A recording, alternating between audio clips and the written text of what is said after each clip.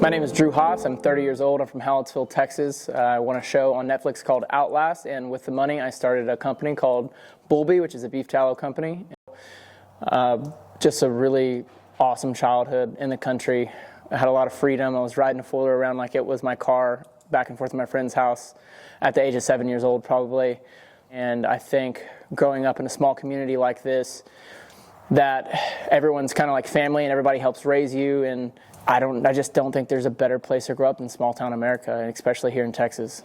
I was messaged on Instagram, and it was in a hidden message, so I thought it was just some spam. And the next thing you know, I'm casting for what was going to be a Mr. Beast video. And Mr. Beast ended up going away with that idea. A month later, I get an email from them saying, hey, there's this other show called Outlast. Have you heard of it? And I had seen it on Netflix, but I hadn't watched it yet. So I told them that I was interested, so that started a 5-month casting process. Literally 2 weeks before we shipped out, they called me and they were like, hey, Drew, the producers love you, but they're going to bring you on as an alternate, basically, which means that you're not guaranteed to be on the show. You're just in case they want to swap you out. I went in with a good attitude, and I'm big on prayer and manifestation, so the next 4 or 5 days after that, I guess 5 days after that, I guess I pictured what it was going to feel like, and I prayed about it. What it would be like when they walked in and knocked on my door and told me that they were going to put me on the show. And I guess 2 days before we got shipped out, I got a knock at the door as I was sitting there manifesting, praying, and 3 producers walked in from Netflix and told me that they were going to put me on the show. My initial thought, I was an alternate, so I believed that after I did my interview and stuff like that they were going to at least consider me. But once they came in my room and told me, like, hey, in 2 days or tomorrow, whatever it was, you're going to be going out and starving and freezing, and it went from excitement to, oh, man, this just got real really fast. I guess about 10, 11 days in, I started missing my family really bad. I'd never gone that long without talking to them because we had the 9 days in the hotel room plus the time that we were already out there, and time goes by much slower out there, and it feels like, 3 weeks out there, it feels like, I'm not even exaggerating, it feels like you've been gone for 8 months to a year. So it started getting tougher and tougher, and like the when am I going home? I miss my family. It went from being like you think about it a couple times a day to every hour to every 10 minutes, and then all of a sudden it's all you can think of, and your brain is looking for every excuse in the world to quit. Your brain, you have this little voice in your head, which we have it all. It's just like when you don't want to fold your clothes or you don't want to wash the dishes. It's that little thing in your head that says, oh, you can do that later. But it's 10 times louder, and it's telling you, hey, I need to go home, and I need to figure out any way possible to go home because you're essentially dying. You're starving, you're dying, and your body's like, how can you get out of here? So when we won, we were picked up by the helicopter.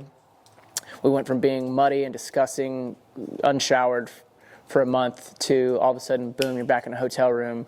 And I took a few pictures of myself, and I FaceTimed my mom, and I was standing when I FaceTimed her. And as soon as she picked up and said hello, it was like somebody cut a light switch off on my nervous system because my whole body just collapsed to the ground. And I picked up the phone, and I was crying, and she was like, what happened? What's wrong? And I was like, I won.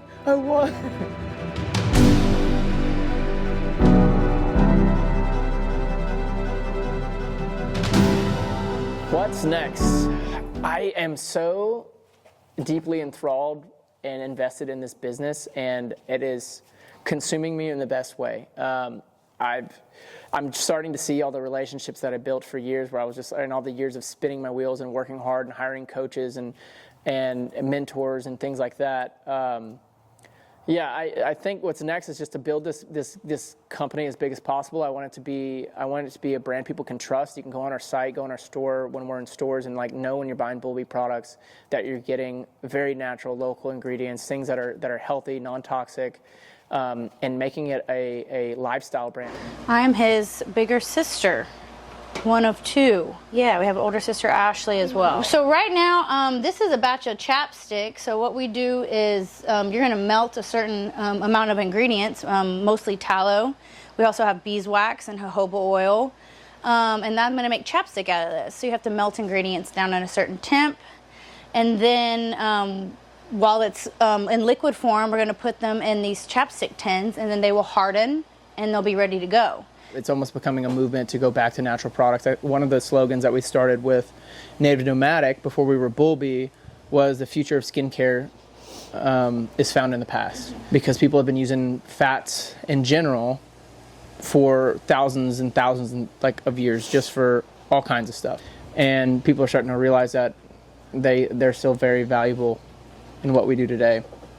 When we rebranded, I wanted to just market to men, but a huge portion of our clientele are women as well. So I was like, how can we have a strong brand and still appeal to women as well, and for people that have children and stuff like that, because we've had great results and feedback from people with children, especially with baby eczema and stuff like that. It's helping a ton.